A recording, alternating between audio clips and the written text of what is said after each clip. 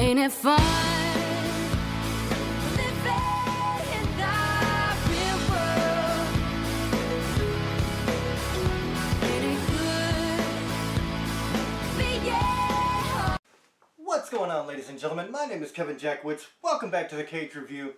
And I've been on YouTube a lot lately, obviously, but just to check out videos from other people, see what's happening, see what kind of videos are popping up as popular nowadays. And I noticed a lot of people are doing reactions to comedy bits. And I thought that was a very good idea because who doesn't love to laugh? And I have so many comedians in mind, but the first and foremost that pops into my head is a guy who I love, not necessarily for his comedy, but for his intelligence, for the way he gets people to think in his audience. He's very controversial. He doesn't hold back at all. He doesn't withdraw from speaking his mind, whatever the topic is. I absolutely love that. I'm talking about George Carlin. The guy, I don't know if you know or not, but he's got like a genius IQ. I don't know exactly what the number is, but it's way up there. So, a guy who's very smart, has a lot of insight into the way the world works and the way people work. And so he throws humor into his shows, but honestly his shows during his later years especially were a mix of comedy and really trying to get people to check their reality. And I thought that was a very cool thing. And one thing that always stood out to me was his bit. It's called The American Dream. And it really says a lot. And I'm just going to let you guys watch this. I'll do my reaction to it. I've seen it before, but I wanted to share it. So this is George Carlin with The American Dream. Americans love the mall. They love the mall. That's where they get to satisfy their two most prominent addictions at the same time: shopping and eating. Millions of semi-conscious Americans, day after day, shuffling through the malls, shopping and eating, especially eating. Americans love to eat. They are fatally attracted to the slow death of fast food. Hot dogs, corn dogs, triple bacon cheeseburgers, deep fried butter dipped in pork fat and cheese whiz, mayonnaise soaked barbecued mozzarella patty melts. Americans will eat anything, anything, anything. If you were selling sauteed raccoons' assholes on a stick, Americans would buy them and eat them, especially if you dipped them in butter and put a little salsa on them. This country is big time, pig time. Forget the bald eagle. You know what the national emblem of this country ought to be? A big bowl of macaroni and cheese. A big bowl, because everything in this country is king size. King size, extra large, and super jumbo, especially the fucking people. Have you seen some of the people in this country? Have you taken a good look at some of these big fat motherfuckers walking around? Big fat motherfuckers. Oh my God.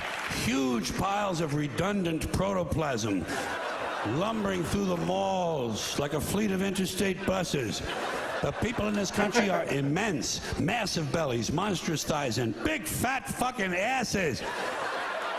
And if you stand there for a minute and you look at one of them, you begin to wonder, how does this woman take a shit? How does she shit? And even more frightening, how does she wipe her ass? Can she even locate her asshole? She must require assistance. Are paramedics trained in this field?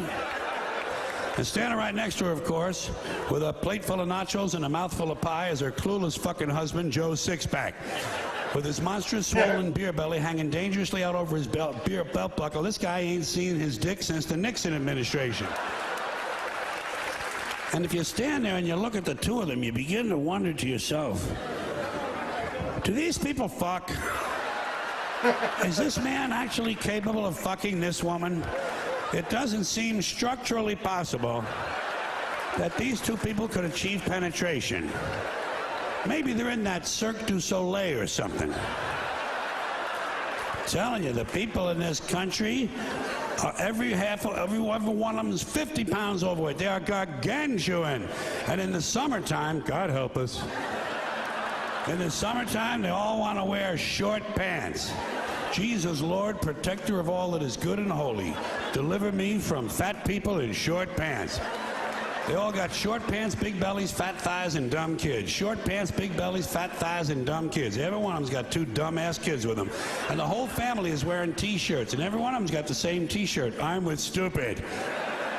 Apparently in this country, the stupids are an extended family. And besides wearing them T-shirts, everyone in the family's got on a backpack. They got a backpack strapped to their back so they can carry around lots of stupid shit. And the reason they got to carry their stupid shit strapped to their backs is because their hands must remain free at all times to hold food.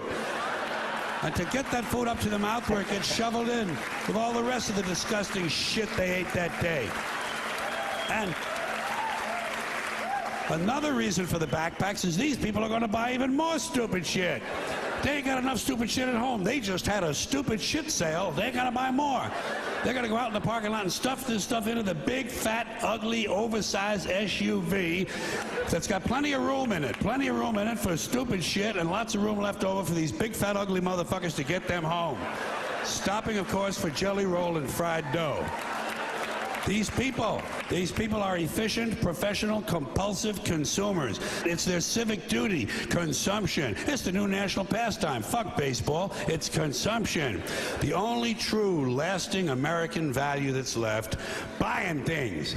Buying things. People spending money they don't have on things they don't need. Money they don't have on things they don't need, so they can max out their credit cards and spend the rest of their lives paying 18% interest on something that costs $12.50. And they didn't like it when they got it home anyway. Not too bright, folks. Not too fucking bright. But if you talk to one of them about this, if you isolate one of them, you sit them down rationally, and you talk to them about the low IQs and the dumb behavior and the bad decisions, right away they start talking about education. That's the big answer to everything. Education. They say we need more money for education. We need more books, more teachers, more classrooms, more schools. We need more testing for the kids. And you say to them, well, you know, we've tried all of that, and the kids still can't pass the test. They say, don't you worry about that. We're going to lower the passing grades. And that's what they do in a lot of these schools now. They lower the passing grades so more kids can pass. More kids pass, the school looks good, everybody's happy, the IQ of the country slips another 2 or 3 points. And pretty soon, all you'll need to get into college is a fucking pencil. Got a pencil? Get the fuck in there, it's physics. Then everyone wonders why 17 other countries graduate more scientists than we do. Education. Politicians know that word. They use it on you. Politicians have traditionally hidden behind 3 things: the flag, the Bible, and children. No child left behind. No child left behind. Oh, really? Well, it wasn't long ago you were talking about giving kids a head start. Head start, left behind. Someone's losing fucking ground here. But there's a reason. There's a reason. There's a reason for this. There's a reason education sucks, and it's the same reason that it will never, ever, ever be fixed. It's never going to get any better. Don't look for it. Be happy with what you got. Because the owners of this country don't want that. I'm talking about the real owners. There we go. The real owners, the big wealthy business interests that control things and make all the important decisions. Forget the politicians. The politicians are put there to give you the idea that you have freedom of choice. You don't. You have no choice. You have owners. They own you. They own everything. They own all the important land. They own and control the corporations. They've long since bought and paid for the Senate, the Congress, the state houses, the city halls. They got the judges in their back pockets. And they own all the big media companies, so they control just about all of the news and information you get to hear. They got you by the balls. They spend billions of dollars every year lobbying to get what they want. Well, we know what they want. They want more for themselves and less for everybody else. But I'll tell you what they don't want.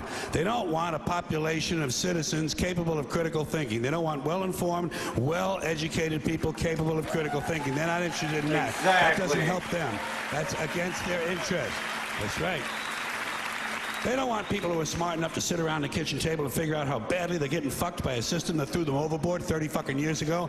They don't want that. You know what they want? They want obedient workers. Obedient workers. People who are just smart enough to run the machines and do the paperwork, and just dumb enough to passively accept all these increasingly shittier jobs with the lower pay, the longer hours, the reduced benefits, the end of overtime, and the vanishing pension that disappears the minute you go to collect it. And now they're coming for your Social Security money. And there's nothing you can do about it. Retirement money. They want it back so they can give it to their criminal friends on Wall Street. And you know something? They'll get it. They'll get it all from you sooner or later, because they own this fucking place. It's a big club, and you ain't in it.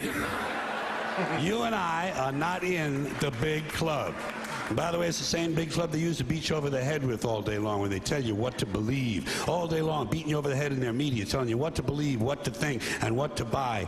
The table is tilted, folks. The game is rigged. And nobody seems to notice. Nobody seems to care.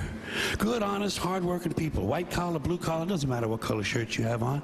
Good, honest, hard-working people continue. These are people of modest means. Continue to elect these rich cocksuckers who don't give a fuck about them.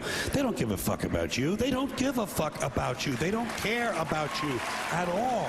At all. I wish people would get that through their heads. I really do. You know? And nobody seems to notice, nobody seems to care. That's what the owners count on, the fact that Americans will probably remain willfully ignorant of the big red, white, and blue dick that's being jammed up their assholes every day. Because the owners of this country know the truth. It's called the American dream, because you have to be asleep to believe it. But say what you want about American folks. Yeah, you can. There it is, man. There it is. I love how he starts out with comedy, and then he really goes into this mode where, like I said, he tries to get people to think. He tries to get them to check their realities. And, you know, that's one thing I get on people about so much, because, you know, you have this huge Democratic-Republican warfare right now, and it's so stupid. It really is. These massive Trump supporters. And just like he said, the politicians don't give a fuck about anybody. They don't. Trump doesn't give a shit about any of these supporters. He does not care. And, you know, it doesn't matter if it's Democratic or Republican. It really doesn't. I have found people that I like on both sides that at least say what they're going to do, and it sounds good, but of course, most of the shit doesn't usually happen anyway. And then you get these people that you can just tell are just crooked as shit, and I wouldn't trust them to detail my car. I can't get into that political debate with people. I can't. It's inane. It is entirely stupid. Yeah, but I love George Carlin for stuff like this. I really do. He is crass. He's definitely not for the faint of heart, but he says a lot of good things. I agree with a lot of things he says. Not everything. I definitely don't agree with everything he says. But there are a lot of things that I do. And so he's definitely one of my favorites. So ladies and gentlemen, let me know what you think about that in the comments. I hope you enjoyed it. If you did, hit the like button, subscribe, and share. My name is Kevin Jackwitz. Kaged Nation, out.